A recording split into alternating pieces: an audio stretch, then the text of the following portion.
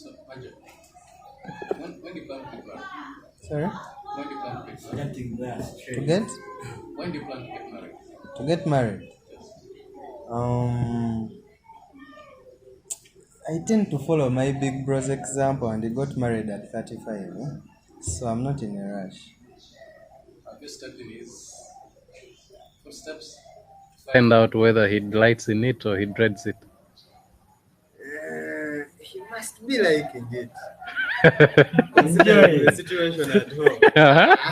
You guys are enjoying. He's enjoying. Okay. So Considering the situation at home. Yeah, okay. What about the woman's side of the story? we've started. Okay. On Twitter Spaces we are live. Okay. I think let's have our host of the day to take us through the Black Pill podcast featuring Mite Creatives and Tung Africa Safaris. Yeah, done. Take it away. Fredericks Menu is my name.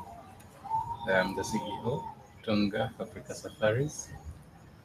The way the name sounds, Africa Safaris, we do trips, tours around the country and around East Africa and the continent as large. We're trying to rewrite our story from a perspective as Africans. We've had so many things around us: River Nile, Lake Victoria, Mount Rwenzori, Elgon. Some of these have they've been named given Western names. Some of them had local names that we abandoned. For example, Victoria was Naluvale. It was abandoned. So we as Tung Africa Safaris, we are trying to rewrite our narrative using tour, travel, poetry, and spaces like this. So back to the topic, growing up as a man. You should have added, especially in the African family. That's why we Yeah, yes. It's challenging, by the way, being a man in the society that we live in. I come from a family of 7, 5 boys and 2 girls. I'm the second last born. I follow 2 sisters. My last memory of my dad was when I was in P2. Yes. So that's the last vivid memory I have of my dad. But I was blessed to have had 3 elder brothers who mentored me, provided for me, paid my tuition, dressed me up. And so for me, the only figure of a father I have is those 3 brothers of mine. Yes, and if they hadn't opened up their homes for me, I don't know the kind of man I would be. But because of that, it's also challenging in a way that you do not have this, should I call it privilege, of knowing this is my dad, I can ask for whatever I want. Yes, at the back of your mind, these are just my brothers. So there are things that you cannot express to them because you have that conflicting loyalty of brotherhood, and also them being that they're not your parent, they're not your father. You don't have the audacity of asking for anything you want. At the back of your mind, they're not obligated to provide for me. You get? And so anything they give you, you just take with 2 hands. So sometimes when you have these questions, I used to be at school and you would see children, for example, on visitation. I was in a day school from my primary up to about senior 4. So there, uh, it was more or less the same, but also on big days, Christmas, what you'd hear stories of children with my father bought me this, my father did, and you're like, how does it feel, to experience that kind of love? And even when it came to boarding section, I went to boarding in senior 5. I was visited twice, by the way. Form 5 and Form 6. For the 2 years, I was visited twice. I was in St. Peter's in Alia. Yes. And for me, it didn't shock. Complain. I think I Did you was. feel like did you feel like you didn't deserve that? In the. How did you reach out to those people, like, to show them that, okay, I think I deserved more visitations than this? I think for me, life had prepared me way back. In the first place, I didn't expect anyone to visit me.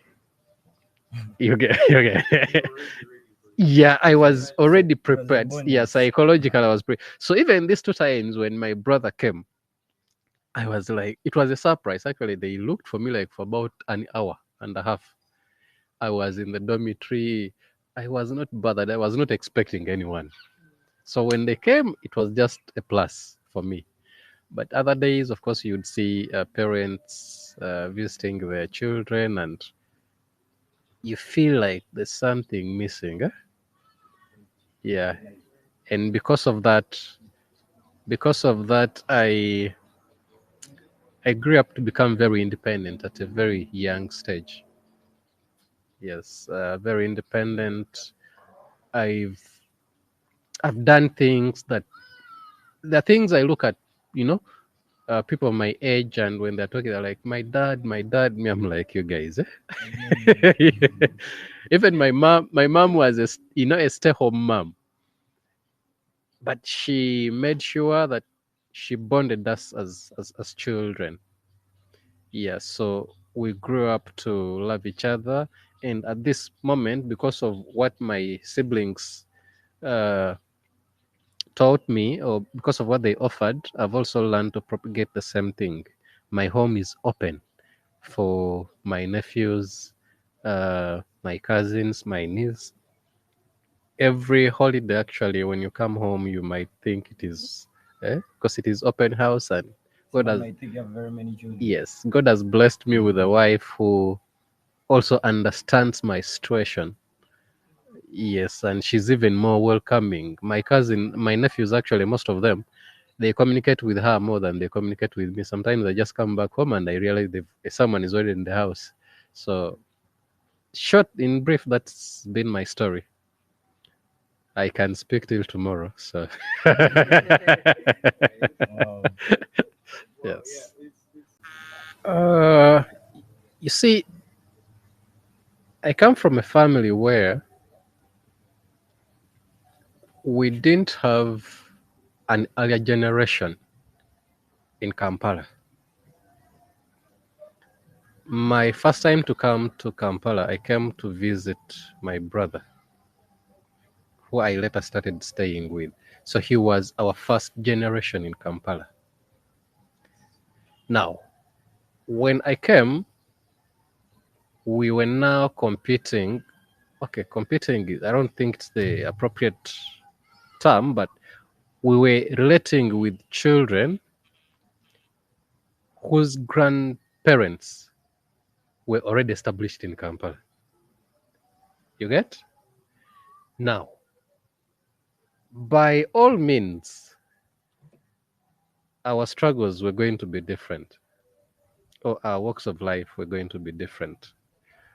For me, I am struggling to see that I establish a generation for my children also in Kampala, so that they will grow up and say, our dad, uh, this is our father's house. They lived here. For us, we didn't have that privilege. And so because of that, it appeared at some point like we're moving so slowly as compared to our peers whose parents were already established in town. Yes, because I'll tell you, there are so many things I missed out. Uh, Not because I did not have the capacity mentally, but I did not have the capacity to sustain them financially. I talked about my independence. Me, I started renting when I was in campus. I think third year. Now everything entirely had to rely on on myself. So you have a gig. I used to do sound at Watoto Church, but I was staying in Chireka, and sometimes the trainings had to be in town. But you see, you want to do it, but you cannot sustain the transport. You have to go to town. You don't have. When you get 10,000, you have to first think about food. You have to think about rent. You're renting a house of about 40,000, but you're in areas of like 5 months. Yeah, so when you get a 20,000, you debate between going to town and first stocking somewhere, some mukene and you get. So that independence. But I learned one thing. I told myself I'll not compete with anyone. I just want to compete with my past self. Yes, I want to be. I want to see. Am I moving any step better? Am I becoming better every day? For me, that has always been my biggest competition. I don't compete with people. So that independence taught me try to be better every day. Yes. The story of my growth started here in Kampala. It was a beautiful one, yet a very sad one. Uh, as I was growing up, I never saw my father, but then I had my mother. So everything was moving on right until one day we were supposed to go back. We were supposed to go to a village for Christmas, and we had to leave the town, go for Christmas, and come back. So when we left and went for Christmas, by the time we came back, thieves had stolen all our mother's things and stuff. So when the moment we came back, my mother decides that we have to go back and stay with my grandmother, and she has to start over again and find ways of how we're going to study and how she can sustain us as kids. So we had to go back to Mbara. So all my life, I've had two men that are not actually men. I have a grandmother, a very strong one. Then I have my mother. My mother is distant, so her love used to come through during Christmas times. But I had a very strong woman, and she gave me my name, Bam Peter Bogede. Yes, this my name comes out from a very huge story that everyone was asking my grandmother, where is the father of this guy? Where is the father? Everyone used to ask, like, where is the father? Where is the like people are really concerned, by the way. So they used to ask her, where is the father? So until she was like, let them talk, let them say whatever. That woman did everything for me as a mother. She loved me. She showered me up to P5, is it? I'd shower myself sometimes, but she would find time on her free days. She tells you, I told people have lunch, you get. She taught me really a lot. But then when I got to my P7, my mother had gotten married to some other man. You see? So my mother tells my grandmother that when Timothy is done with his P7 and he performed right, that the guy should come through and stay with us. So when I was coming this side, I knew for sure where I'm going to stay at. This is not my father. He's not my father. but at least now I have someone that I can look up to, someone who's going to guide me on different things. Yeah, we tried life anyway. But then when I was this side, when I was in Form 1, my mother took me to boarding school. So all the times they took me to boarding school, all the times they took me to school rather, I realized I've not compensated the love that I really missed. And still, okay, this guy was new to me, I was new to him, so we're trying to study each other. He was free, really free. Master Blood was really free at some extent. But as time went on, I was growing, and of course he was growing. So yeah, he really told me that you can actually take care of anyone. Yeah, it doesn't matter what, and just be welcoming people, love people, like spread the love. Just cause I learned all these things from this man, cause not at any time did he show me that I'm not his son. Yeah, so basically my life has been like that. But later on, as I moved on in life, I managed to meet my father finally when I was 25 years, my biological father. Uh, Let me get back shortly. When I was done with my Form 6, my understanding had really grown. There are particular questions that I had, and no one was giving me answers. So I stood up, started asking my mother. Okay, like okay, everything happens because at that time I'd realized, okay, a lot happens in this world, and not there's no one who is perfect, right? Yes. Everyone just tries that, like they try what they can do. If someone gives you some bad energy, man, that's what they have. So it's up to you who is getting it to know that, okay, man, this person is also trying that shit. You see, um I realized it doesn't matter what happened in the past of my mother and my father, but I have to reach out and look for this man. Yes. Not to tell him, man, you didn't do this or that, just to meet him and tell him, man, what's up? What's going on, man? What happened? Yeah. Eh, Because of the oh, void you had. yes. So the very first time my mother took me to meet my father, actually went straight. I was really excited. When I met this man, I was not even angry. I went really low. I was like, oh, for the first time I've met my father. Yes. Like any other person. Like the child in me was actually present, but in a bigger body. But I felt like, man, my son, my dad is here. And when we started talking with my father, that's where the story flipped. Like when I started talking to this man, I realized it's not even about him. You get this system has been his system, or probably the system that was there earlier, was not really strong enough. He was not guided. See, and when I took He was following the natural Probably, African father instinct. yes. You know the you know the stereotype of African